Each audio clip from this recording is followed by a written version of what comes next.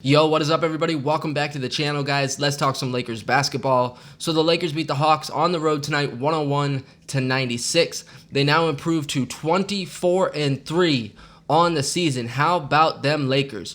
24-3, tied for the best record in the league with the Milwaukee Bucks, who have won 18 straight games. And these two teams are going to meet up on Thursday, the best versus the best. I cannot wait for that game. In addition to that, the Lakers have now won 14 straight road wins, which is just incredible. That's not supposed to happen in the NBA. The Lakers are now just 2 road wins away from tying the 71-72 Laker team for the most consecutive road wins. Now, I've been sick for about a week battling the flu. Felt like I was going to die for about 4 days. It was terrible. Didn't get to react to the last 3 Laker games. AD's 50-point game against Minnesota, the win over Orlando, and the win at Miami a couple nights ago. Watched all 3 of them, just didn't have it in me to react to them. So I come back tonight planning on reacting to this game. I was all excited to be back.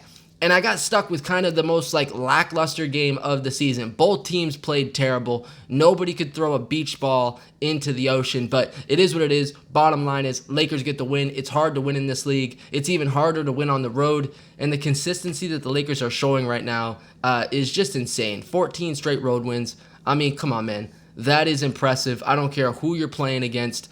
Most good teams slip up every now and again, right? You look at the Clippers, they lost to Chicago last night. You look at the Rockets, they slip up against a bad team every now and again. But the Lakers all year, they are just consistent. They don't lose to bad teams. And that's why I said earlier in the year, they're going to win 60-plus games easy. They're on a Golden State Warrior type 73-9 pace right now. Now, they're not going to get there. They're going to lose some games. Plus they're going to load manage early. But this start for the Lakers is absolutely incredible. The fact that they are still yet to lose to a sub-500 basketball team is just so impressive. So I love what the Lakers are doing right now. They didn't play great tonight. Neither team did. They let the Hawks hang around, and this Hawks team really has no business even playing with the Lakers. They're a young team. Trae Young's obviously phenomenal, had 30 points tonight.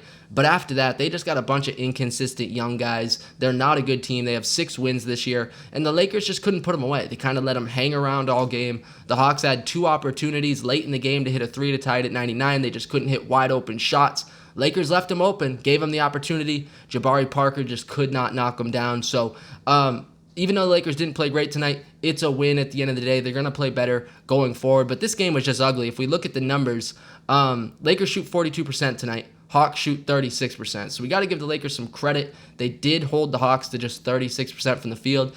But the Lakers tonight, from the three-point line, just 5 of 31. I don't know what happened tonight. The Lakers have been shooting the 3 really well lately. 5 of 31 is obviously terrible. You're not going to win many basketball games shooting 5 of 31 from 3. Hawks made 12 of 42 from 3. Lakers were pretty good at the free throw line, 24 of 33. The Hawks were 22 of 25. But where the Lakers won this game tonight, and I've been talking about how important this is for the Lakers in the last few videos, is the rebounding department. The Lakers have been dominating on the boards the last week and a half. Tonight, 56 rebounds to just 42 for the Hawks. They got to do this on a consistent basis because it gives them such a huge advantage. It gives them extra possessions, and they just have an unfair advantage when it comes to their size. JaVale McGee, Dwight Howard, Anthony Davis, LeBron James. I mean, they are monstrous, and they should dominate almost every team in the league in the rebounding category. Tonight they did that. It's a big reason why they walk out of here with a W. Lakers tonight, defensively, 14 steals. That is insane right there. 14 steals for the Lakers. Hawks had 8. Now, it was kind of a sloppy game both ways, but the Lakers are so active defensively, getting their hands out, causing deflections, getting steals. I really like what KCP and Danny Green are doing as the backcourt, the starting backcourt right now. I know Avery Bradley's back. I like what KCP is doing in the starting lineup, and I hope that he sticks in the starting lineup, and I'm going to talk about KCP in a minute. But the Lakers win this game, rebounding the basketball, causing turnovers, and they also have 9 block shots again tonight to 5 for the Hawks.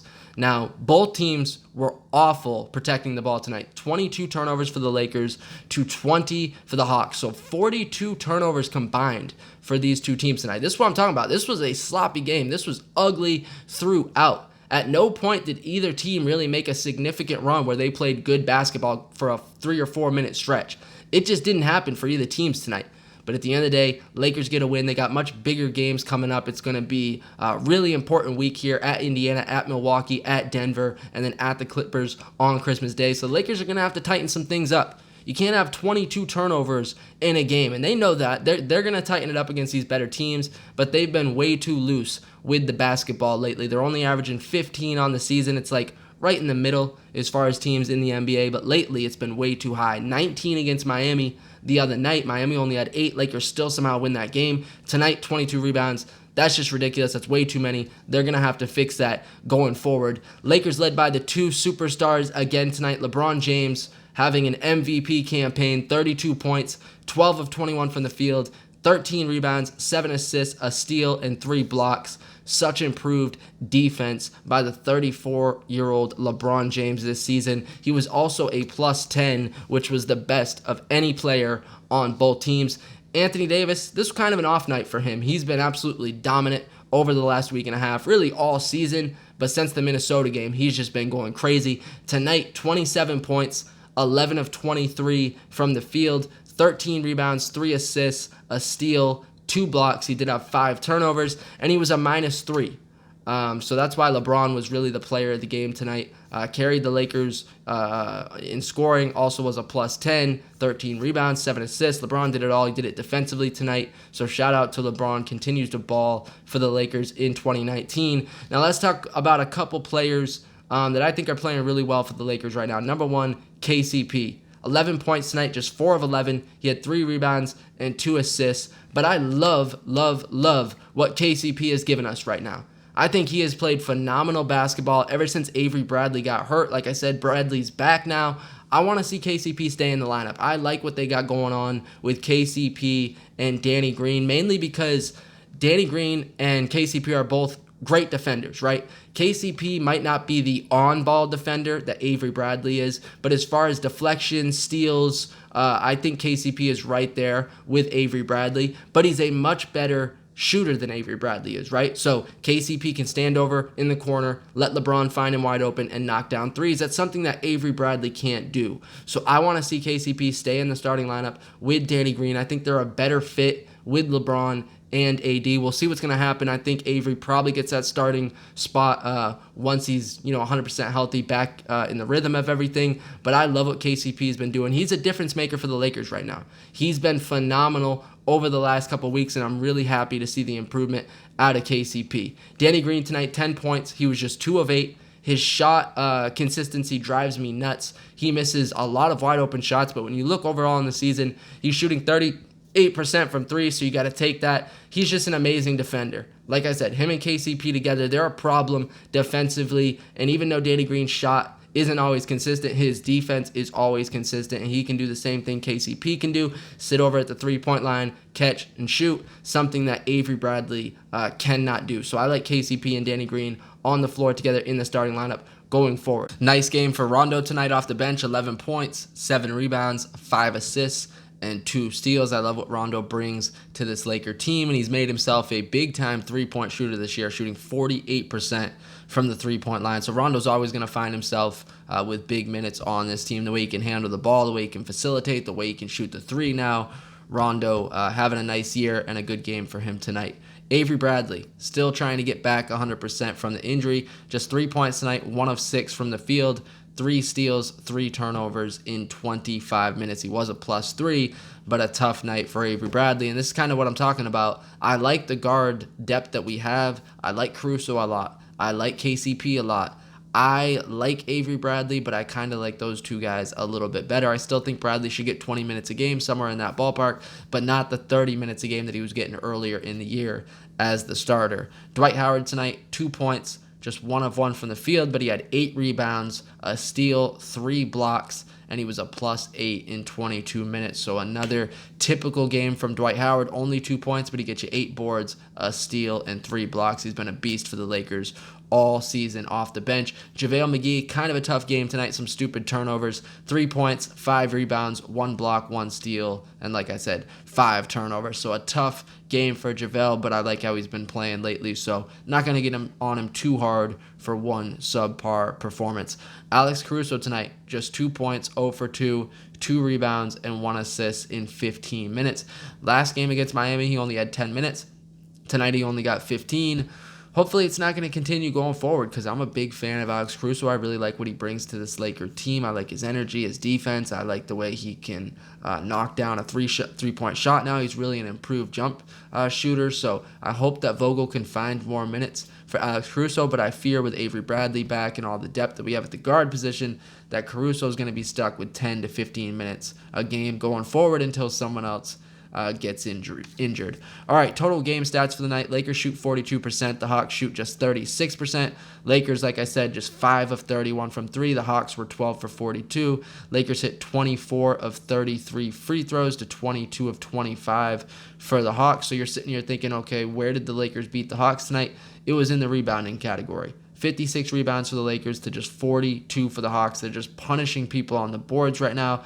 And also the Lakers have 14 steals tonight. Hawks have 8. Lakers also have 9 blocks. So that's how they win this game. 56 rebounds, 14 steals, and 9 blocks. Those are just stupid numbers right there.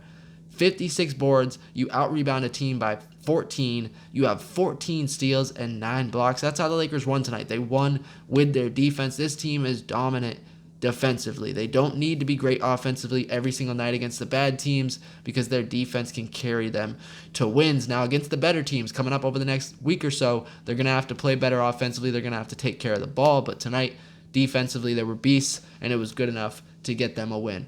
All right, let's take a look at the upcoming schedule for the Lakers. This is going to be a big week coming up. Tuesday, the Lakers are at Indiana. That's a for real team in the Eastern Conference. They are really good. Malcolm Brogdon, Sabonis having a huge year. They got guys like Jeremy Lamb. They got Holiday. They got a bunch of dudes. That's a very deep team. They're going to be tough to beat on the road in Indy on Tuesday. And then Thursday on the road against Milwaukee. Giannis, Middleton, Bledsoe. Actually, I think Bledsoe's hurt. I heard earlier today he might be out a couple weeks, so maybe that will be a break for the Lakers. No Eric Bledsoe. Of course, they got Brook Lopez. They got a bunch of shooters. They're a really, really good team. That's going to be a big test for the Lakers Thursday night in Milwaukee, and then it doesn't get any easier. Sunday at Denver. We've already beat them once, but going to have to beat them on the road this time. And then Christmas Day at home against the Clippers. It's going to be the biggest damn game of the NBA season so far on Christmas Day. I cannot wait. Hopefully Kawhi Leonard's going to play. Hopefully Paul George is going to play because we know LeBron and AD are going to play. And I think on Christmas Day, the Lakers prove that they are that dominant team in the Western Conference. I think they make a statement. They're going to be the home team. I think LeBron is going to be ready for that game. I think LeBron has a monster game. And I just cannot wait for that Christmas Day matchup. All right, let's take a look at the Western Conference standings real quick before I get out of here. Lakers, the 1 seed, 24-3. They've given themselves some distance over everyone else in the West. The Clippers are the 2 seed at 20-8. Dallas is the 3 seed, 17-8. You got to think they're going to drop. Luka Doncic is out a couple of weeks. Dallas, not a very good team if you take him off that roster. So I think Dallas is going to plummet over the next couple of weeks. And then you got Denver in the 4 seed at 16-8. Houston, the 5 seed, 17-9. Then it kind of gets bad. There's not a lot of great teams after this. Utah is the 6 seed at 15-11. And then Sacramento, the 7 seed, 11-14. I said when they get Fox and they get Bagley back, which they just did, they're going to be a team to make the playoffs. They're deep. Luke Walton is kind of proven right now he's not the worst coach in the world. I think the Sacramento team is going to end up getting in the playoffs. And then we also have Phoenix in a playoff spot right now at 11-14. So we got 2 teams that are 3 games below 500 in the top 8 for the playoffs right now. After that, OKC, the 9 seed, they're also 11-14. They'll be a team that hangs around. They're a scrappy team, kind of like last year's Clippers. The 10 seed, we got Minnesota, 10-15. And then the 11 seed, San Antonio, 11-15. Portland's the 12th seed, 10-16. They just cannot get their season on track, which shocks me because they're just a loaded basketball team. It's crazy to me that Lillard, McCollum, and all those guys cannot get this season going. They don't have much longer to really turn this around. They got time to get in the playoffs, but you know we're getting close to Christmas here. The season's 33% in right now. I mean, at this point, you might just be who you are, and so far this year, they've been a terrible basketball team. All right, guys, so that's the Western Conference standings. We talked about the schedule. Lakers get another big win tonight on the road in Atlanta. They've won 14 straight road games. They're 24-3 on the season. Who the hell thought the Lakers were going to be 24-3? I mean, I knew this team was going to be really good, but 24-3, are you kidding me right now? This is a pleasant surprise that the Lakers are off to this historic start. This is, what is it, the best start in Laker history, or at least tied for it? Amazing what they're doing so far this year. We'll see if they can continue it Tuesday in Indiana. You guys give me your thoughts on this Lakers and Atlanta game. Give me your thoughts on the Lakers 24-3 and start. Give me any Laker thoughts down below in the comment section. Like always, don't forget to like, comment, subscribe. I will check y'all later. Go Lakers, and see you next time.